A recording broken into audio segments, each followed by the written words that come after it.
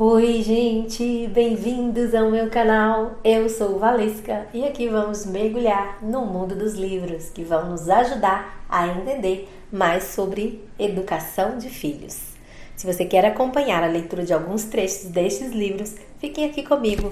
Toda semana vou trazer a leitura de trechos dos livros que estamos lendo lá no meu grupo de WhatsApp. Vou deixar o link na descrição do vídeo caso queira receber todos os dias áudios, PDFs, atividades e ofertas que disponibilizo lá. Você será muito bem-vindo. Já se inscreve, deixe seu like, seu comentário, compartilhe esse vídeo, ativa o sininho e vem comigo.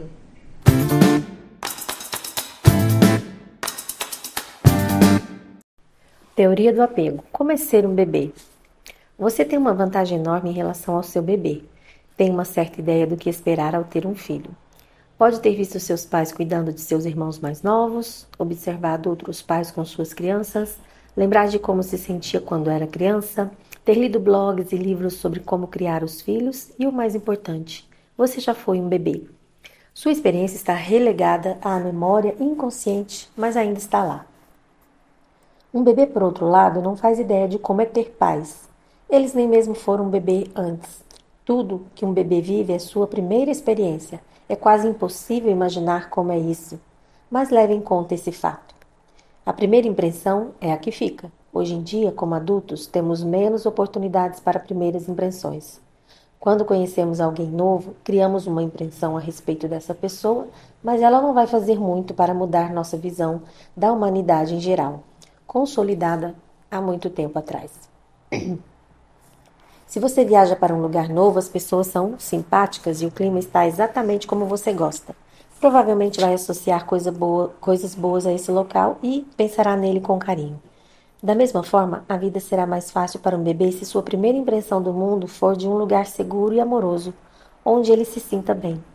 Quaisquer que sejam as calamidades com que se depare ao longo da vida, será menos provável que perca o rumo, e ele vai se recuperar mais rapidamente se sempre tiver sentido que era importante, que tinha um lugar no mundo e que era digno de ser amado. Se essa sensação não for transmitida ao bebê pela primeira pessoa que cuidou dele, você provavelmente vai receber um outro tipo de mensagem. Imagine estar em um deserto, de repente, sem comida, sem abrigo, sem nada para beber e, pior de tudo, completamente só. Como você se sentiria depois de 1 hora? E depois de 2? E se ao longe você visse algumas pessoas? Com certeza faria de tudo para chamar a atenção delas. Ficaria gritando e berrando e acenando. Entraria em desespero. Talvez seja assim, como se sinta um bebê. Um bebê sai do ventre, um ambiente sincronizado pela natureza para atender às necessidades dele para o mundo exterior. Depois do nascimento, vai precisar avisar para nós quais são as suas necessidades. Cabe a nós interpretar os sinais corporais do bebê para decifrar do que ele precisa.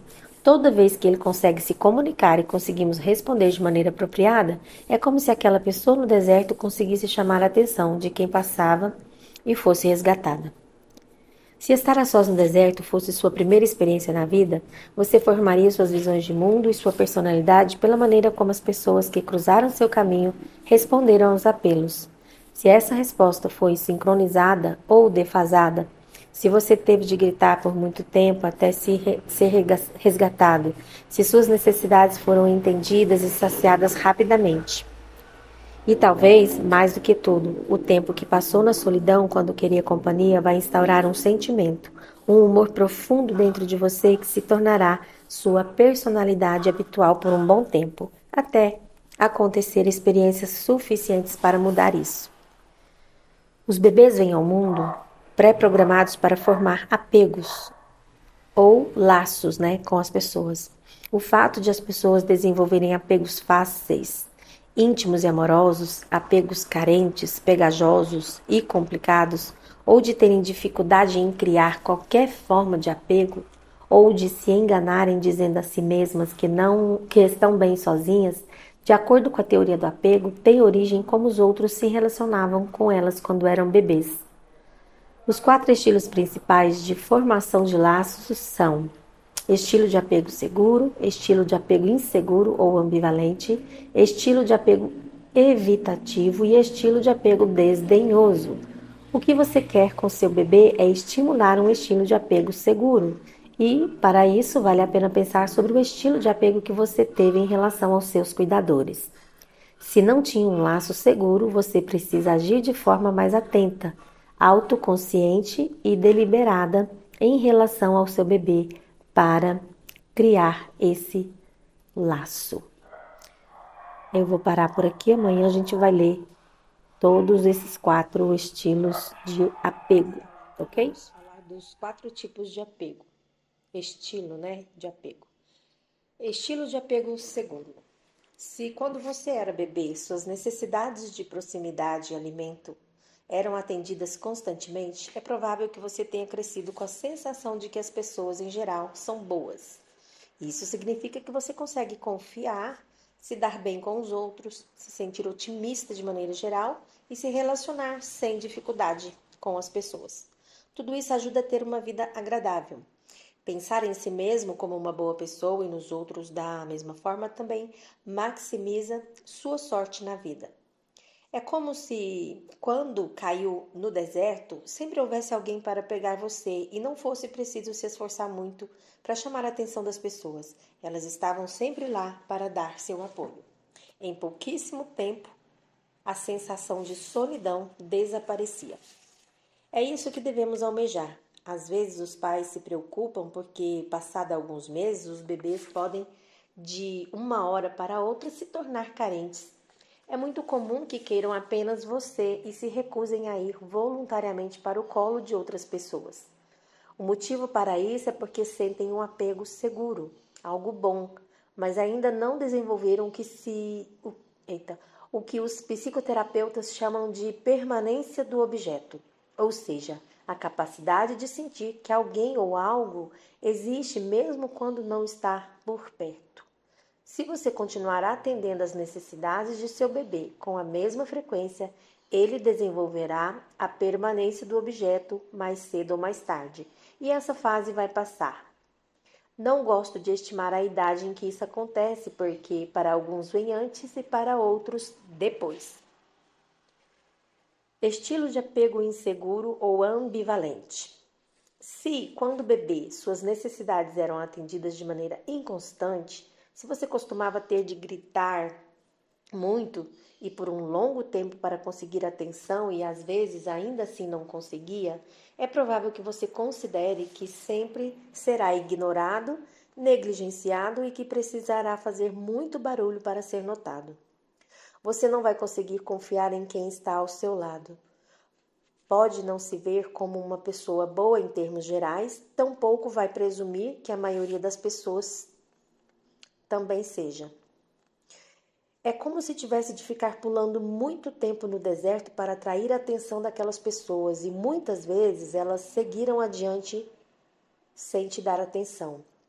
Embora suas primeiras experiências costumem definir sua estrutura, é possível desenvolver um estilo de apego seguro se uma experiência sistematicamente positiva acontecer com frequência bastante para suplantar os padrões iniciais de relação. O estilo de apego evitativo. Se você costumava ser deixado chorando e muitas vezes ninguém atendia aos seus gritos, sua tendência é desistir. Seu sistema de crenças internas e seu mantra se tornaria: eu não recebo atenção, então de que adianta tentar? Você não acreditaria que exerce influência sobre as outras pessoas. Não sentiria que tenha compreensão delas e cresceria se imaginando como um ser solitário. Quando as pessoas passam por você no deserto, uma hora vai parar de acenar para chamar a atenção porque não vê motivo. E elas provavelmente pensam que, como não está gritando e acenando, você não precisa delas. A desvantagem desse estilo é que, mais adiante na vida, você não consegue deixar as pessoas se aproximarem. Assim como o estilo de apego inseguro, com muita prática e trabalho, é possível se esforçar para mudar. Estilo de apego desdenhoso. Imagine que estava naquele deserto e as pessoas não costumavam parar, ou então, se paravam, em vez de atender às suas necessidades, esperavam que você atendesse às delas ou abusassem da sua boa vontade, não lhe davam alimento ou até partissem para a agressão física. Imagine o efeito que isso teria em seu sistema de crenças e como seria a sua relação com as outras pessoas. Você provavelmente veria os outros como causadores de mágoas e desenvolveria pouca ou nenhuma empatia e uma consciência moral instável. Bom, esses são 4 tipos dos apegos, né? Aqui tem um exercício, ele é bem curtinho, acho que nem compensa gravar outro áudio. Apesar de que eu gosto para ficar separado, né? E a gente saber qual que é o exercício e achar de maneira mais fácil. Eu vou gravar outro, tá? Página 134. Qual é o seu estilo de apego? Você consegue descobrir que tipo de estilo de apego formou em relação a seus cuidadores? Consegue retraçar como esses padrões de apego foram passados pelas gerações de sua família até você? Se considera que tem um estilo de apego inseguro, evitativo ou desdenhoso, o que acha que vai fazer de diferente com seu bebê comparado ao que foi feito com você? Se você se sente confortável com seu estilo de apego, de onde acha que vem essa sensação de segurança? E, por fim, como vai replicar isso com o seu bebê? Choros coercivos. Você provavelmente ouve os choros de seu bebê como uma exigência. Isso é porque o bebê tem o que chamamos de choro coercivo. As pessoas, assim como todos os mamíferos, são biologicamente programadas para responder a choros coercivos. Eles são essenciais para a sobrevivência da espécie. O choro é como um alarme, como uma zebra em uma manada que nota um leão e comunica isso para o bando, que reage imediatamente. É inevitável obedecer. Na verdade, é inevitável, né? Não obedecer. Aqui, será que está escrito errado? Será não, né? Tá. As emoções de um bebê tendem a não ser sutis. Quando se sente desconfortável, seu grito é de desespero. Isso ocorre porque ele está desesperado. Ajuda se você souber que desejos e necessidades são a mesma coisa para um bebê. Ele não consegue sobreviver sem você. Se tentar ignorar um choro coercivo, terá de desativar 2 partes de você para isso. Ir contra a sua própria natureza. Também vai comprometer o desenvolvimento do seu bebê, porque a companhia íntima é fundamental para os pequenos e para o laço entre vocês. Ou vínculo, né? O cérebro dos bebês não se desenvolve por si só, mas em relação a outros cérebros no ambiente. Errei aqui. O cérebro dos bebês não se desenvolve por si só, mas em relação a outros cérebros no ambiente. Quer dizer que o cérebro de outras pessoas também interfere no desenvolvimento do cérebro do bebê. Nosso cérebro continua se desenvolvendo em relação àqueles ao nosso redor até o dia em que morremos, mas aqueles primeiros dias, meses e anos são quando a maioria das conexões se formam e, por isso, os bebês precisam que estejamos perto e disponíveis para nos identificarmos. Se as pessoas não respondiam a você de maneira automática e natural, se render a esse processo de ouvir e reagir ao choro coercivo vai lhe provocar certos sentimentos. Repito esse alerta com frequência, mas se você sentir algo entre os extremos do incômodo e do desespero em resposta a ter um filho, procure ajuda. Você precisa do auxílio de alguém para conter esses seus sentimentos sem se deixar afetar por eles, para que então você consiga conter os sentimentos do seu bebê. Quando os bebês se sentem inseguros e insatisfeitos em sua angústia, o que parece acontecer é que eles se dissociam, se isolam de seus sentimentos. Podem parar de chorar, mas como mostram os resultados, os níveis de cortisol dos bebês, que são deixados desassistidos até dormir, permanecem tão altos como quando estavam chorando. Cortisol é o hormônio do estresse, tá, gente? Dissociar-se da angústia é um mecanismo de sobrevivência dos mamíferos, um reflexo. Mas o lado negativo é que as pessoas sentem flashbacks desses sentimentos de que se afastaram. Dissociar-se de uma memória deixa as pessoas sem nenhum mecanismo de controle sobre quando a acessam, e essa lembrança pode voltar para assombrá-las como se tivessem surgido do nada. Se você está passando por sentimentos difíceis com seus filhos, pode não saber o porquê. O motivo é que ter um filho pode desencadear todos os sentimentos dissociados da infância, o que pode ter incômodo, desconcertante, distrativo e estranho. Os gatilhos podem ser sutis, mas esses sentimentos são desencadeados ainda assim. Se você treinar seu bebê a não chorar deixando de responder aos seus apelos, está fazendo com que a criança se dissocie de seus sentimentos. Ela pode parecer bem, mas esses sentimentos podem emergir mais adiante na infância ou na vida adulta. Não acho que seja um risco que vale a pena correr.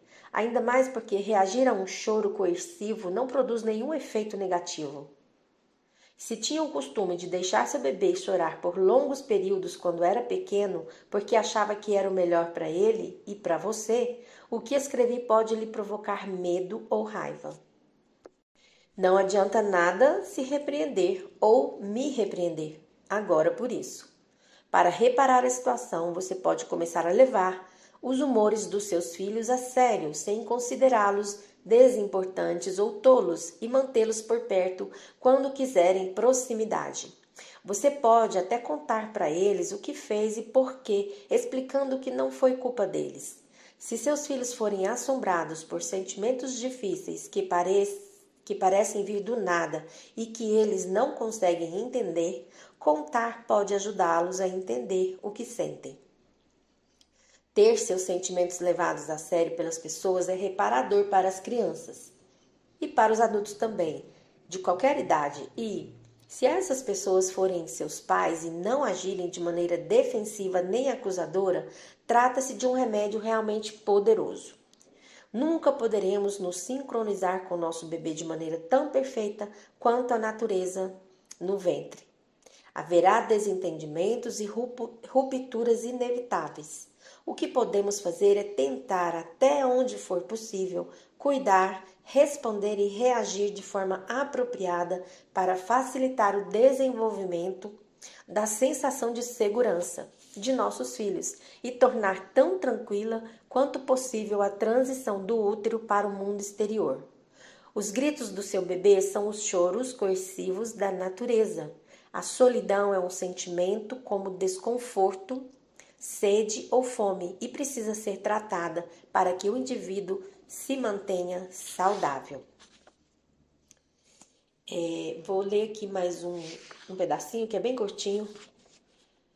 Hormônios diferentes, diferenças em você. É o título. Durante a gravidez e depois do parto, você pode ter a impressão de que tudo que sentiu na vida foi multiplicado por 10. Victoria está grávida de 9 meses de seu segundo filho. Eu estava assistindo à patinação de velocidade no gelo nas Olimpíadas de Inverno e a mulher por quem eu estava torcendo caiu e ficou fora da corrida. Desatei a chorar. Eu não sou assim. Não costumo ser tão emotiva. Bom, você podia não ser assim, Victoria, mas agora é. Se você sente as coisas com mais intensidade, não precisa pensar que exista algo de errado. Não é que você esteja ficando maluca. E, embora seus sentimentos possam parecer exagerados, isso não significa que não importam, nem que aquilo que os desperta não seja relevante para você. Por exemplo, ficar chateada por ver uma esportista dando o seu melhor e acabando fora da corrida pode ser uma metáfora dos seus próprios receios, de modo que seu choro por ela pode lhe dar um escape de que você tanto precisa. E quando a atleta se levanta e se mostra pronta para a corrida seguinte, ela vira um bom modelo para você. Os hormônios, ou qualquer que seja o gatilho para essa intensificação de emoções, fazem os sentimentos parecerem vir do nada, mas na verdade são apenas uma exacerbação do que você já sente. E ter sentimentos assim afinados vai ajudar você a responder mais prontamente às suas próprias necessidades e às do seu bebê. O que ela está falando, gente? É simples assim, deixar a emoção vir. Não é errado a gente chorar, não é errado a gente sentir raiva, não é errado a gente ter medo. A gente só tem que deixar sentir, enfim, né? A gente fala que é acolher, né, esses sentimentos. Nós fomos ensinados, né, a não sentir, mas aqui a orientação dela é que não tem nada de errado a gente se emocionar, né? A gente chorar, a gente sentir. Claro que uma vez que a gente não fique ali, né? Mas normalmente quando a gente chora, a gente coloca pra fora, essa emoção ela sai do corpo, né? Entendeu? Basicamente, então, era isso nessa parte aqui. A gente se vê amanhã. Tchau. O bebê pode não ser o único atormentado pela solidão. Embora você tenha passado 9 meses se acostumando com a ideia, tornar-se mãe acontece da noite para o dia. E conforme sua vida antiga fica para trás e a nova começa a criar raízes, a solidão é um perigo real. A menos que você esteja no centro das atenções de uma família ou de outro grupo que seja geográfica e emocionalmente próximo, é normal se sentir solitária ao virar mãe de primeira viagem. Julie tem 32 anos e uma filha. Joan, o pai da bebê, a deixou quando a bebê tinha 2 meses. Julie me disse: eu achava que não iria passar por isso sozinha, mas assim que Sofia nasceu, ele foi embora. Ela ficou chocada, apavorada e se sentindo muito só. A solidão é um sentimento que aflige muitos pais, mesmo se não tiverem sido deixados pelo parceiro ou parceira. O que fez Julie se sentir ainda mais solitária foi que seus pais pareciam não enxergar ou admitir que ela estava perto do seu limite. A solidão costumava ser associada a pessoas com habilidades sociais insuficientes ou de temperamento um pouco estranho. Por isso ainda é atrelada ao estigma da vergonha. Mas não deveria ser. A solidão afeta todos nós. É sentida de maneira tão forte porque está dando um alerta sobre o que você precisa fazer, que é encontrar companhia. Os humanos não devem viver sozinhos, isolados. Somos animais sociais. Sentimos fome quando precisamos comer, dor física quando precisamos sair do fogo e solidão quando precisamos estar com outras pessoas e ser vistos e aceitos. A solidão é um sentimento necessário, assim como sede e fome. Ignore-o por sua conta e risco e pode ser uma grande causa de deterioração mental e física. Quando ficamos solitários, conseguimos sentir como isso nos faz mal. Então, por que não participar de um grupo de apoio ou fazer novos amigos? Infelizmente, não costuma ser tão fácil assim. Julie estava exausta e tomar uma atitude a respeito de sua solidão parecia mais um trabalho para o qual não tinha nenhuma energia. Mas existe outro motivo por que lidar com a solidão parece tão difícil. Os sentimentos de solidão desencadeiam um estilo de hipervigilância a ameaças sociais e rejeição, nos tornando hipersensíveis à possibilidade de rejeição ou frieza. E, quando estamos esperando uma ameaça social, podemos nos comportar de maneiras que acabam tornando mais provável uma rejeição. Por mais que possamos nos sentir à margem, temos medo de voltar e nos colocar no centro para evitar sermos repelidos. E assim nos afastamos ainda mais das pessoas.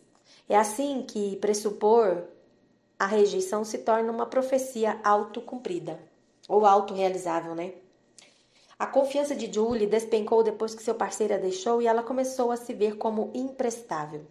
A ideia de entrar para um grupo de apoio ou ir às sessões de canto de mães e filhos de que ficou sabendo através de anúncios só a fez se fechar ainda mais em casa e não sair nunca.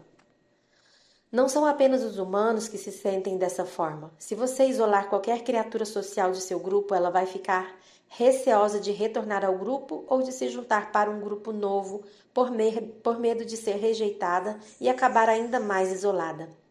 Pesquisas mostram que ratos e até moscas, depois de serem separados do grupo, não voltam diretamente para o âmago da convivência, mas permanecem às margens. Temos uma vantagem sobre os ratos e as moscas. Podemos usar o raciocínio para contornar nossos instintos e conseguir aquilo de que precisamos. No entanto, parece difícil e inventamos todo tipo de desculpa para não fazer isso. É normal sentir que você se encaixa em um grupo novo e inventar e encontrar motivos para isso. Os mais comuns são pensar que você é inferior de alguma forma. Todos sabem o que estão fazendo e eu não. Ou superior.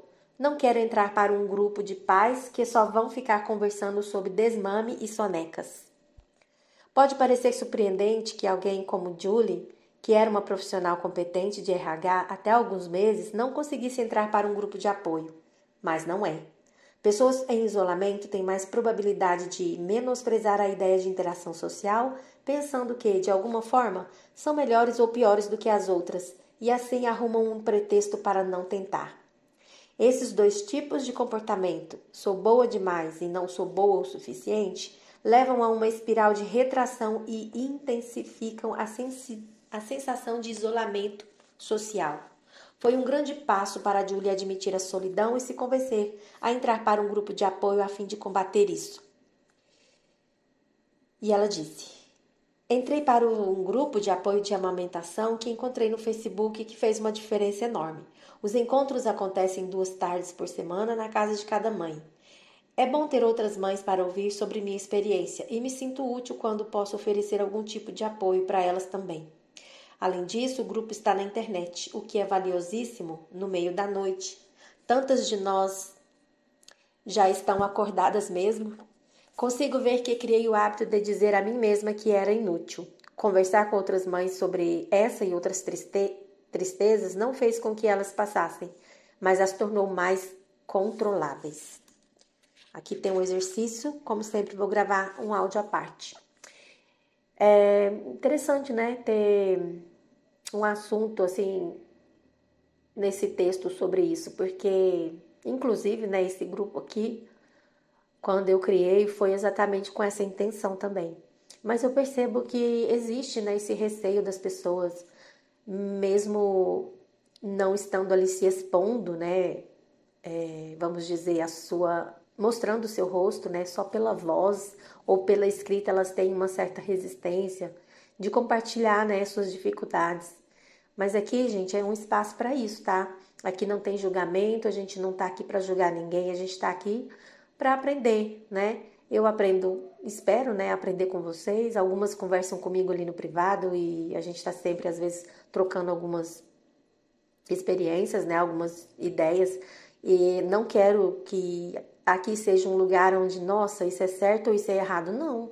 Como vocês estão vendo, não existe no quesito das nossas experiências o que é certo e o que é errado.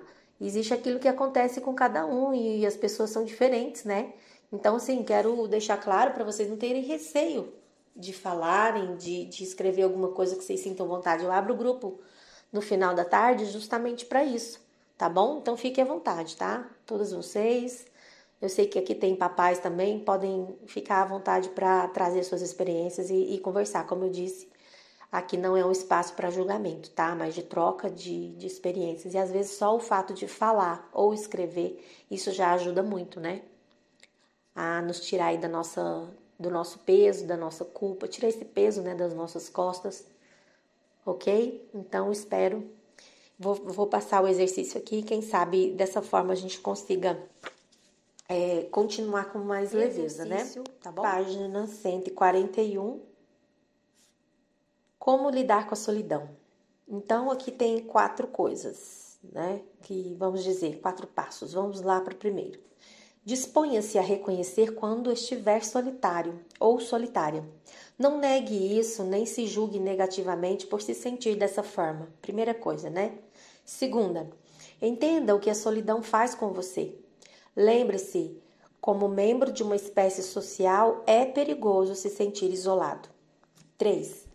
Aprenda a reconhecer esse estado hipervigilante para que possa contorná-lo. Não seja uma mosca.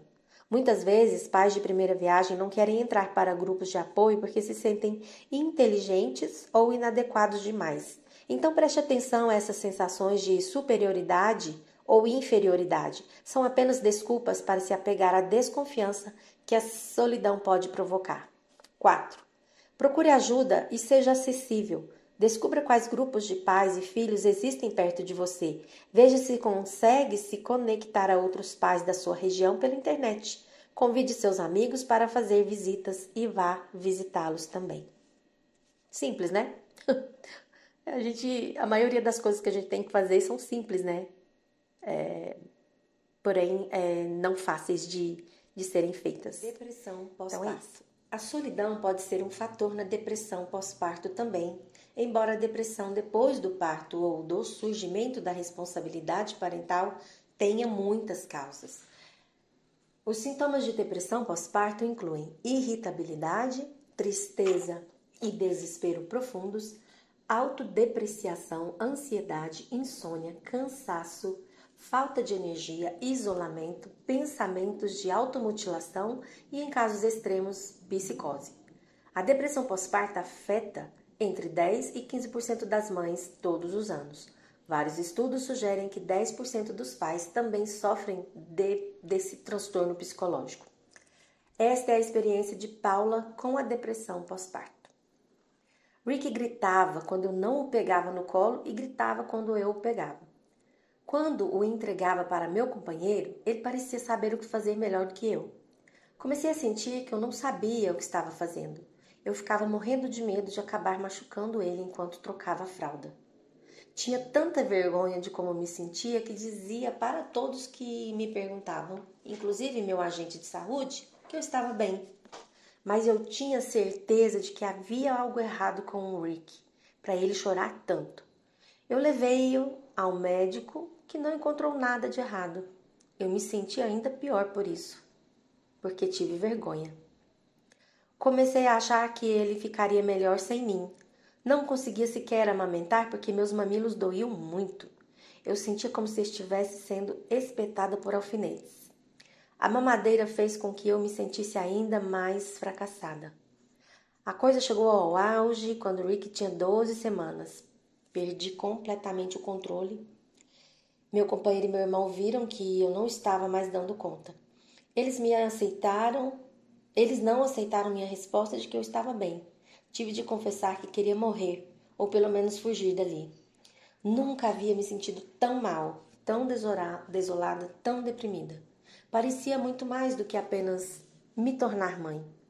Uma nuvem densa de tristeza havia caído sobre mim. Foi difícil para meu companheiro porque ele teve que assumir a maior parte dos cuidados com o bebê. Estava achando difícil segurar a barra também, embora não estivesse com o mesmo sentimento sombrio que eu, e senti que ele não tinha tempo para meus sentimentos e para todas as outras coisas. Ele me fez ir à terapia, o que me deixou com raiva no começo, porque senti que sua intenção era me afastar.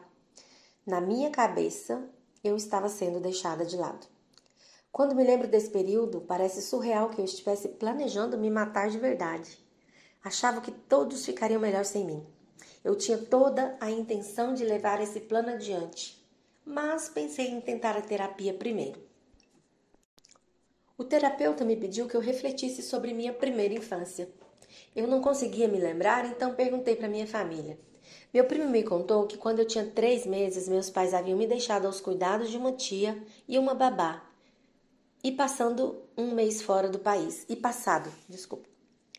Perguntei a eles por que tinham feito isso. Meu pai disse que estavam ficando meio de saco cheio de viver no mundo dos bebês e precisavam de um descanso. Minha mãe me contou que ficou muito chateada quando voltou porque eu não a reconheci. E falou isso como se estivesse brava comigo ainda. Fiquei triste porque não havia cumprido suas expectativas quando bebê e com raiva por ela ter me largado. E entendi porque Rick parecia tão estranho para mim. Eu tinha me sentido uma estranha para minha própria mãe. Entendi porque sentia que meu parceiro estava me deixando de lado. porque quando eu era bebê, isso realmente aconteceu. Comecei a pensar, é por isso que eu me sentia incapaz de fazer isso. Meus pais também não foram capazes. Fazer essa associação ajudou um pouco. Comecei a melhorar devagar, imperceptivelmente. Quando Rick tinha 8 meses, me dei conta de que era sua mãe e que por isso tinha de estar ao seu lado. Cheguei a uma espécie de aceitação de que eu estava lá por ele e ele por mim. Consegui me conectar mais e a sentir junto com Rick quando ele chorava, em vez de tomar isso como uma punição contra mim. Depois de um ano, indo à terapia toda semana, eu não tinha voltado ao normal, mas estava aceitando melhor meu novo normal. Aos poucos, passei a conhecer essa nova versão de mim mesma e até a gostar dela. E a propósito, meu filho é um homem gentil e adorável de 22 anos agora. Pode ser útil encontrar uma narrativa que explique os seus sentimentos, como Paula fez. O simples fato de saber que existe uma história que explica o que você sente, ainda que não saiba qual é, pode ser suficiente. Quanto mais falamos sobre impulsos e reações que temos em relação ao nosso bebê e conseguimos fazer com que sejam compreendidos e aceitos, mais conseguimos refletir e ver o bebê como um bebê e não como um objeto em que estamos projetando inconscientemente um monstro ou fantasma do nosso passado. E quanto mais podemos falar, mais sentimos que não somos monstros, porque imaginamos que podemos machucar o bebê e menos fantasiamos sobre fugir da criança ou da nossa vida. Lembre-se, uma fantasia não é prejudicial quando não se concretiza. Falar sobre fantasmas e sentimentos pode ajudar a colocá-los no lugar onde foram sentidos pela primeira vez, ou seja, pensar sobre eles no contexto de nossa própria infância. Isso pode ajudar a minimizá-los. Creio que todos precisamos conversar com alguém que não julgue, alguém com quem possamos ser nós mesmos de forma plena e sem nenhum remorso.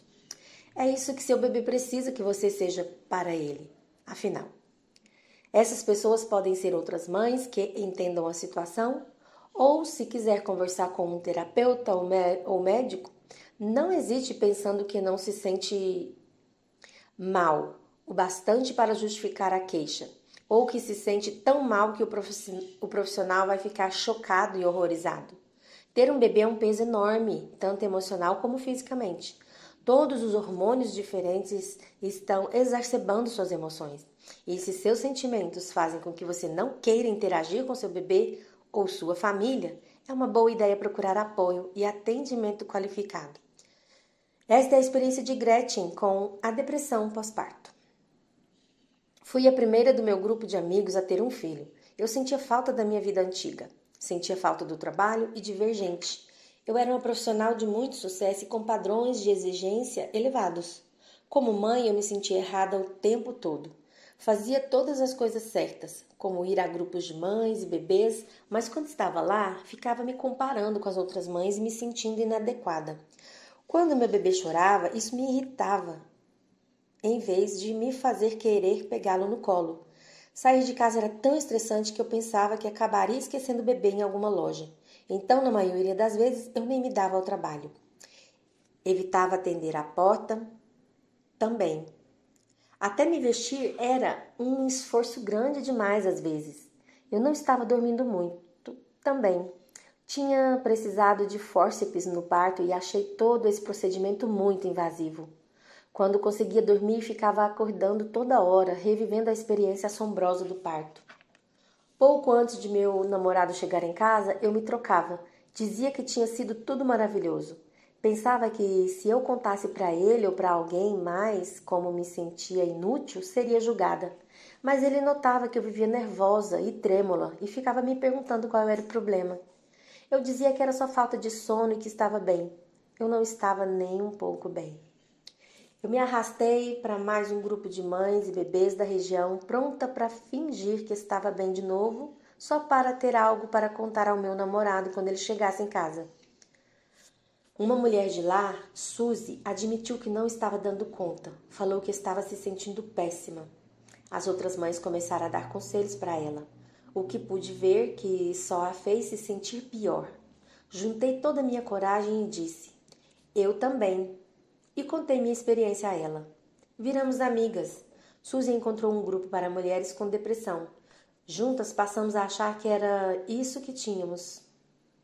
O grupo tinha uma creche. Todas as mães faziam artesanatos, como crianças, fazendo colagens com tecidos e em papéis. Mas foi a melhor coisa que podia acontecer para nós. Enquanto ficávamos colando e costurando coisas, todas conversavam, contando como as coisas eram de verdade. Acho que descobrir que eu não era nenhuma aberração e que outras pessoas estavam passando pela mesma coisa fez a depressão vagarosamente melhorar. 3 anos depois, tenho uma relação ótima com meu filho. Nosso começo conturbado não parece ter causado muito mal. Agora tenho uma outra filha que nasceu há 1 ano.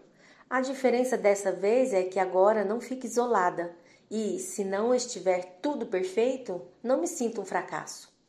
Não que eu ache que foram esses os motivos da minha depressão depois que meu filho nasceu. Ela me pareceu mais hormonal.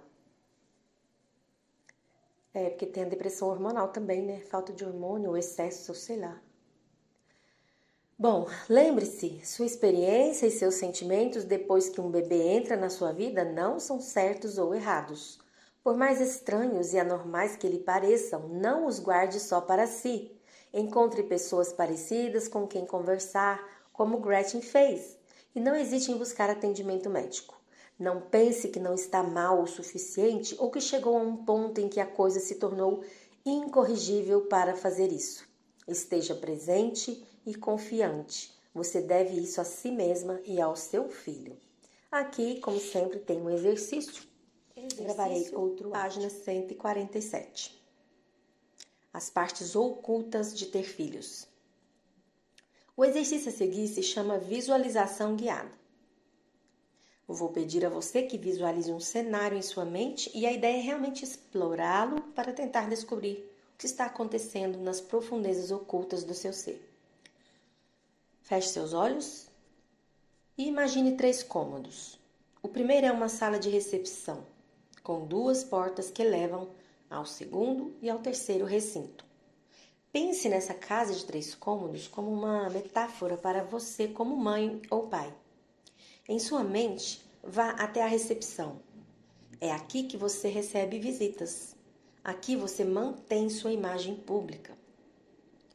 O segundo cômodo é onde você se sente mais insegura e talvez mais raiva, arrependimento, vergonha, frustração, tristeza ou insatisfação. Esse é o cômodo das dificuldades e vulnerabilidades de ter filhos. Entre nesse recinto e crie coragem para sentir como é ali. Olhe ao redor e preste atenção no que vê, sem se julgar. Enquanto está nesse cômodo, sinta o que está ali dentro. Preste atenção em como você respira. Se estiver segurando o ar ou respirando com dificuldade, volte a respirar normalmente. Dê uma última olhada pelo recinto das dificuldades e volte para a recepção. Volte para o espaço público. Note como é fechar a porta da sala das dificuldades, sabendo que elas continuam ali. Agora é a hora de abrir a porta do terceiro cômodo. Esse é o lugar onde você sente mais positividade. Ali tudo está dando certo. Você se orgulha de quem é como mãe ou pai e sente a alegria de poder sentir junto com seus filhos e talvez mais orgulho do que pode exibir na recepção. Olhe o recinto positivo e veja o que há ali dentro. Continue olhando e note como você se sente neste cômodo. Muito bem. Agora, volte à recepção. Ao parar na sala de recepção, pense bem no que há por trás das portas fechadas. Lembre-se, todos temos esses cômodos além da imagem pública de pais e mães, quando outras pessoas podem nos ver com nossos filhos. E todos temos nossos sentimentos sobre nós mesmos como pais e mães, coisas sobre as quais nos sentimos muito bem e coisas sobre as quais não nos sentimos tão bem assim. O que é muito importante é não comparar nosso recinto particular de sentimentos difíceis com aquilo que os outros pais e mães mostram em público. Lembre-se, todos precisamos de alguém que aceite conversar sobre esses dois recintos além da nossa sala de recepção. Alguém que possa nos escutar quando nos sentirmos inundados de amor e alguém que possa nos aceitar junto com os sentimentos ambíguos que ter filhos provoca. E se você chegou até aqui, de coração, muito obrigada. Isso mostra que você se importa de verdade em oferecer o melhor para os seus filhos. E isso já é um passo gigante na jornada da educação com amor e consciência. Se esse vídeo te ajudou de alguma forma, quero te pedir novamente, deixa o seu like, se inscreve no canal e ativa o sininho, porque aqui tem sempre conteúdo pensado com carinho para apoiar tanto você, mamãe, quanto você, papai. E tem mais um vídeo incrível aqui no canal que está aparecendo na tela agora. É só clicar e continuar essa jornada com a gente. Um grande beijo e até o próximo vídeo.